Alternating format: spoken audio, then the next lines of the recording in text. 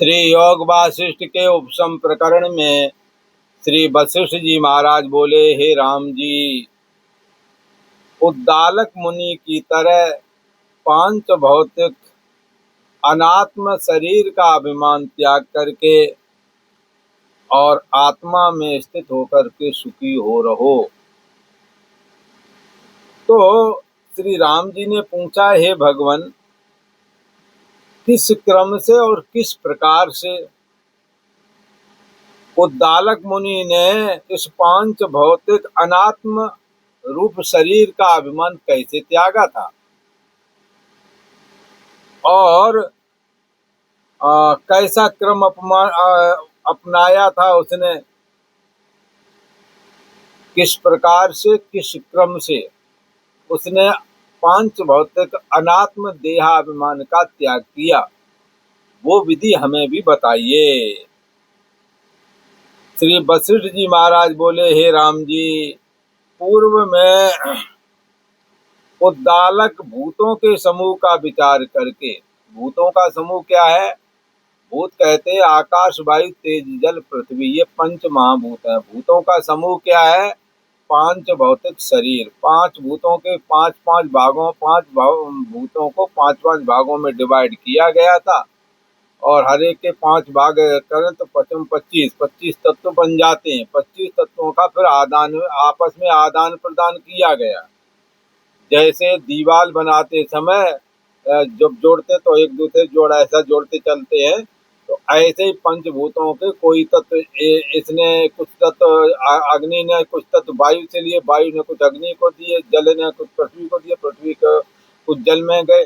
ऐसा करके ये आकाश तत्व ने भी आदान प्रदान किया। पंचभूतों ने आपस में एक दूसरे से लेन देन किया और लेन देन करके अपना ये पांच भौतिक शरीर बना दिया। ठीक ऐसे ही जैसे घर गृहस्थी का जीवन होता है, पत्नी घर के काम में सहयोग करे तो पति बाहर से कमाए खिलावे, भला इसी तरह कोई कुछ कर ले, कोई कुछ कर ले, तो ऐसे घर गृहस्थी का जीवन चलता है। कोई झाड़ू वादू लगा लिया, कोई जा करके और बाहर का काम खेती बाड़ी का देख रहा है। ऐसे करके ये सारा आपस में मिलकर के ही जैसे समाज चलता है, ऐसे पंचभूतों ने आपस में आदान प्रदान करके 25 तत्व का ये पिंड, ये शरीर बनाया था।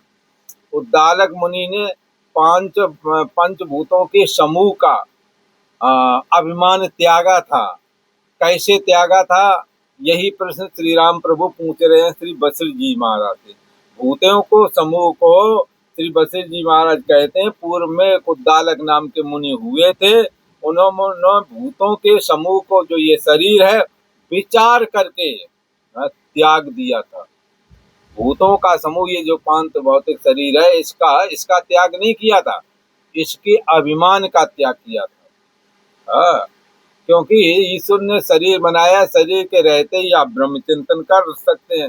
शरीर यदि ना रहेगा तो आप ब्रह्म चिंतन भी नहीं कर सकते। इसलिए शरीर को तो रखना जरूरी है, पर शरीर का अभिमान त्याग करना ही शरीर का त्याग कहता है।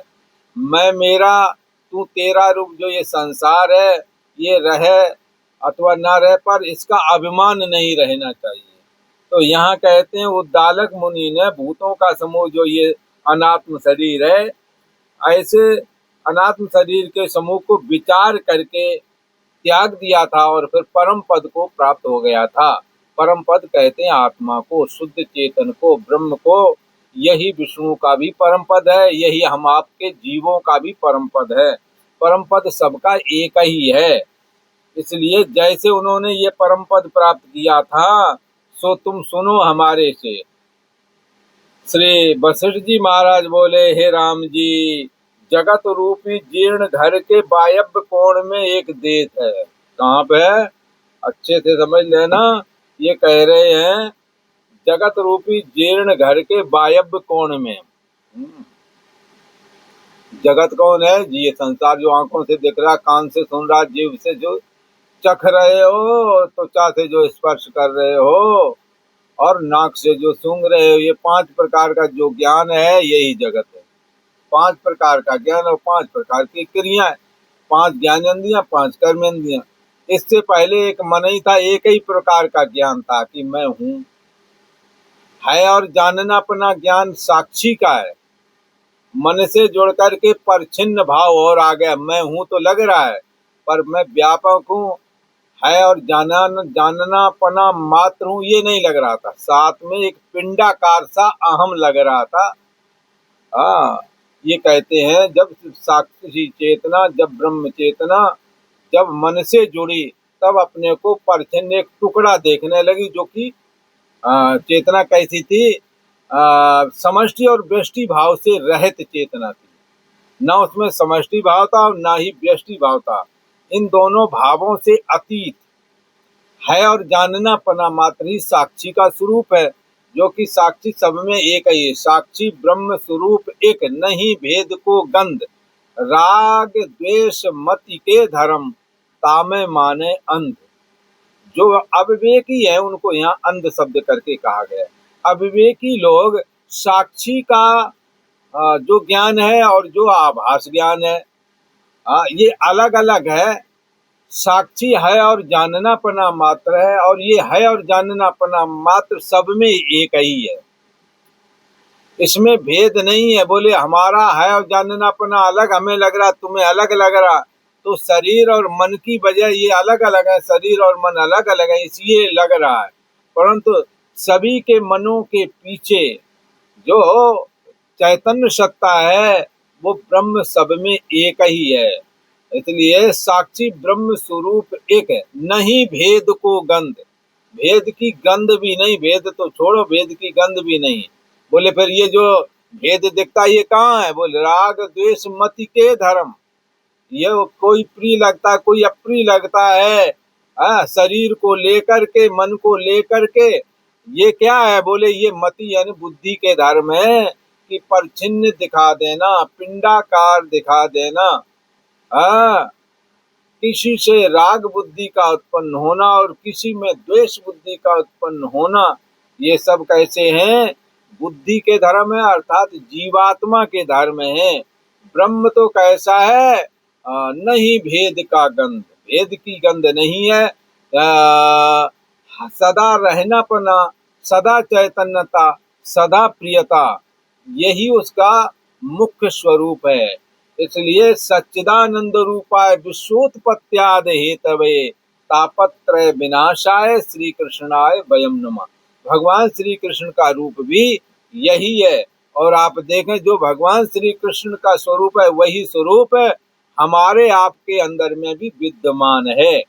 इसीलिए तो कहा है कि सबकी गठरी लाल है, कोई नहीं कंगाल, गांठ खोल देखत नहीं, याविद भय बिहाल। गांठ खोल कर देखते नहीं है, और गांठ कैसे खुले?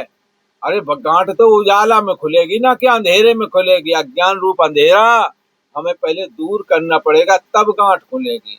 है जीव हृदय तम मोह विशेषी, जीवात्मा के हृदय में तम माने अंधकार है, अंधेरा है, अज्ञानता है।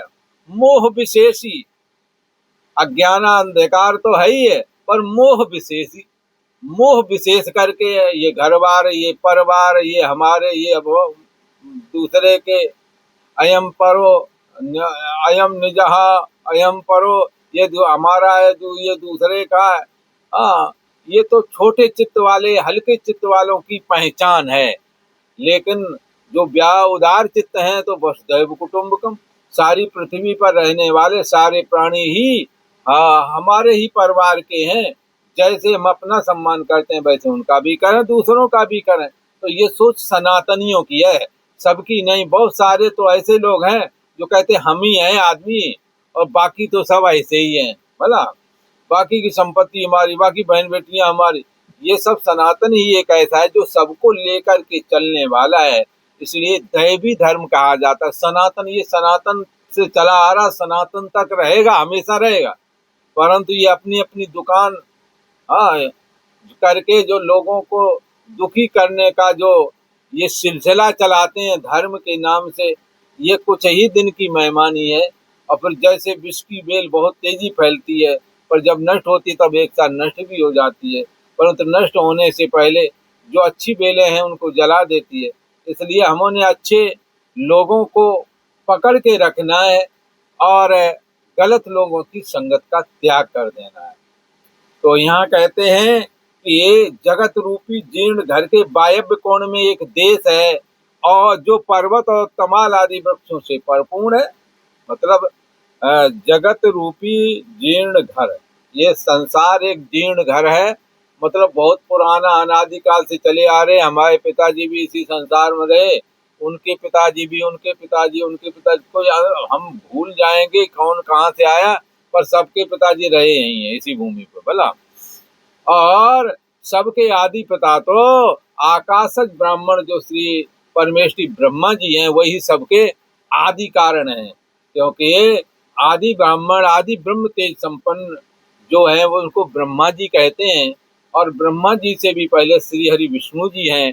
और कोई ऐसा भी कहते हैं उससे पहले सदाशिव विद्यमान है।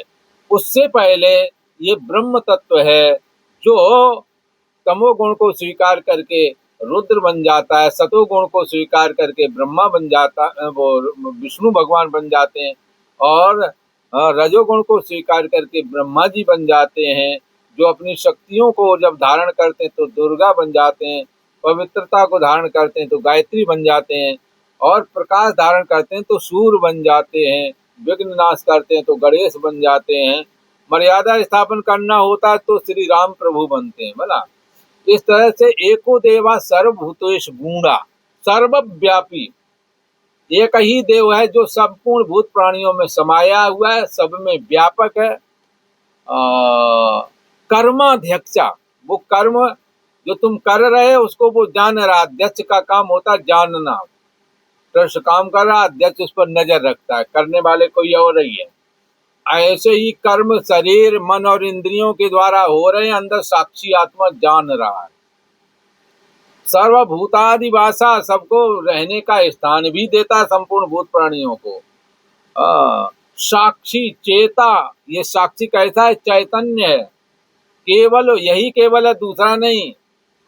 एक अद्वैत चैतन्य सत्ता ही सर्व का आधार है, दूसरा नहीं। इसलिए ऐसी जो चैतन्य सत्ता है उसमें एक जगत रूपी जीर्ण घर आ गया है, पुराना। हाँ, अनादिकाल से चला आ रहा है। कैसा है? अगर जगत को रख करके देखें तो वायव्य कोण में एक कोई देश था। और वो देश कैसे बता रहे हैं? कहते हैं पर्वत और वृक्ष आदि से परिपूर्ण था। कौन से वृक्ष? तमाल आदि। और तमाल जो पेड़ होता है उसकी श्यामता ऐसी है जो भगवान विष्णु के रंग से मेल खाती है। तमाल श्यामल तनुम पीत कौशे वाससम वर्ण मूर्ति मयम देवम ध्याये नारायणम विभुम। ये जगत रूपी जीर्ण घर से, घर के वायव्य कोण में एक देश है। कैसा देश है? तो बताया पर्वत और तमाल आदि वृक्षों से परिपूर्ण है और महामणियों का स्थान है।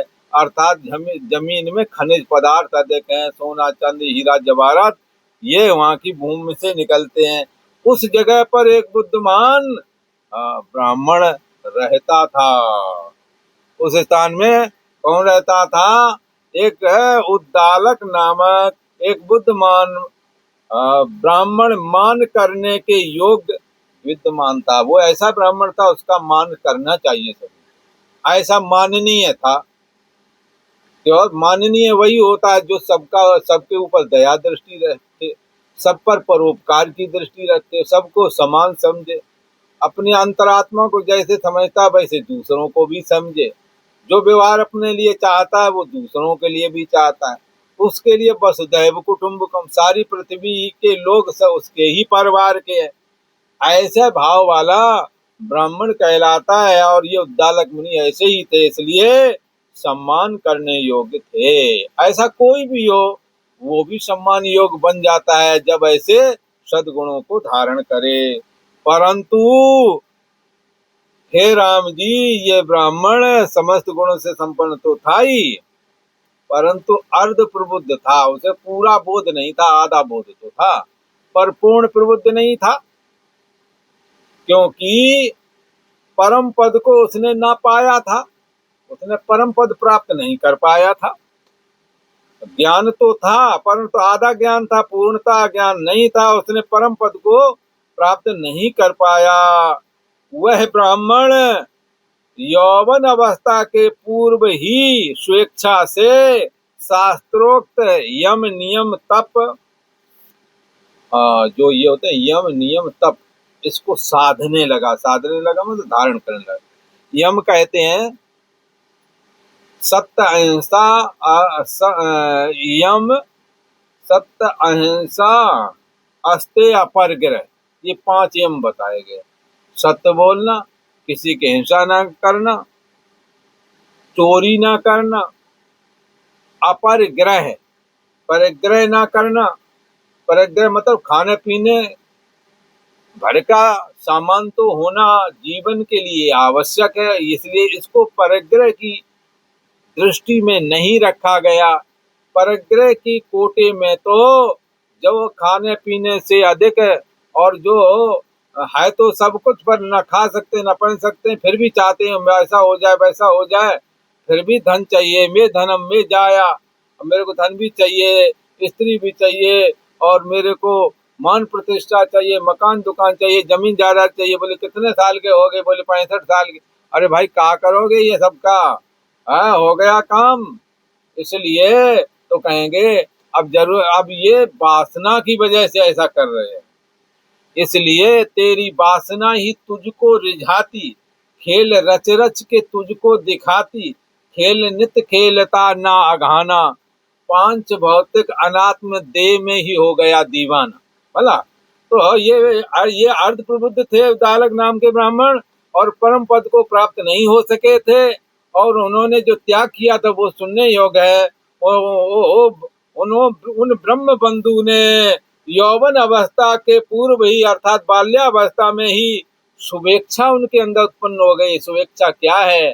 शुभेच्छा है परमात्मा को प्राप्त करने की इच्छा का नाम शुभेच्छा है, और उस शुभेच्छा से उन्होंने सत्य अहिंसा अस्तेय अपरग्रह ब्रह्मचर्य 5 नियमों को धारण किया, और शौच संतोष स्वाध्याय, शौच संतोष स्वाध्याय तप ईश्वर प्रणिधानम, ये 5 प्रकार के जो नियम है ये धारण किए, और शरीर मन इंद्रियों के द्वारा परमात्मा की प्राप्ति के लिए यत्न करते हुए वो कष्ट को सहने लगे।